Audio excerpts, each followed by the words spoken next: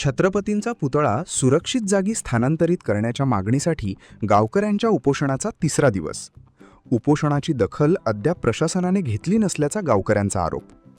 बुलढाणा जिल्ह्यातील लोणार तालुक्यातील चिखला काकड या गावात अज्ञाताने शिवरायांचा पुतळा स्थापित केल्यानंतर 20 फेब्रुवारी रोजी या गावात 2 गटात तुफान वाद निर्माण झाला होता.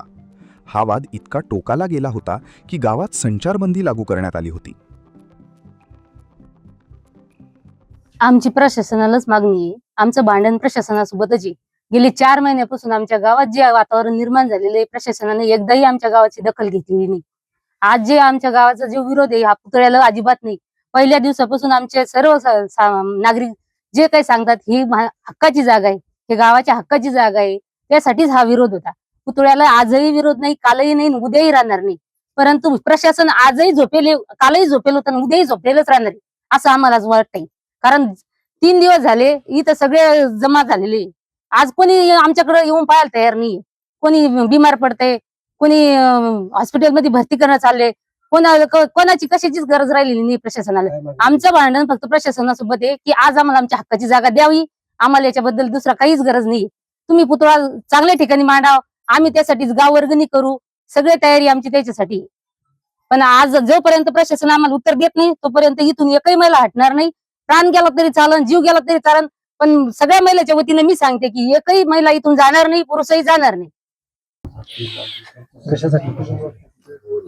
उपोषण हेच आता किती जागा, जी सार्वजनिक जागा, ही जागा गावाच्या सलोख्यासाठी अत्यंत महत्वाची आहे आणि ते महाराजांच्या पुतळ्यासाठी योग्य नाही.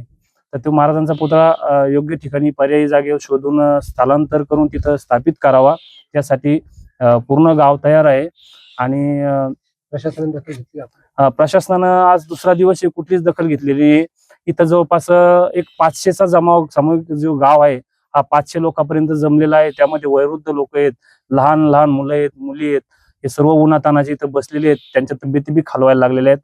माझी अशी एक प्रशासनाला हात जोडून विनंती आहे की त्यांनी लवकरात लवकर आमच्या गावाची थोडी दया करावी. बस. कशासाठी उपोषण सुरू आहे तुमचं? साहेब, आम्ही 4 महिने झाले बेजार येते एक परिक्रमात मध्ये. आमच्याकडे त्या लोकांनी काहीच पाहिलं नाही. काहून नसन पाहिलं? आमचे काय गुन्हे केले? आमचे एवढे 25 माणसं घातली नेऊन, 25 दिवस राहिलो. आता त्याच्या लोकांनी आमची कारवाई करायची, उचलायचीच होती निध्यांची. ते का झोपी जाईल थोडे काय येतं मग निध्यांची? आता इतक्या जीव तोंडाजवळ आले. हे पाणी पाऊस, हे फायबरचा पुतळा आहे, हे वानेर उड्या मारतील, हे डाव्यान बांधेल येतं. उद्या जर पळडा गिरडा काही झाला, आम्ही त्या मंदिराकडे जात नाही. आमच्या देवाला धोंडे नाही, आमच्या देवाचा काकडा बंद आहे, आमच्या देवाचं चट बंद आहे. तरी आता आम्ही किती दिवस जाऊ नये? आणि जर काही झालं तर म्हणतील ह्याच लोकांनी कारवाई केली, मग पुन्हा आमचे लोक नेऊन घालायचे बसवायचे का? हे ते शासनाला सांगा, बरोबर म्हणा, यायची एक रीत लावून द्या. आम्ही 5 दिवस बसायचं काम पडत तिथं बसणार आहे.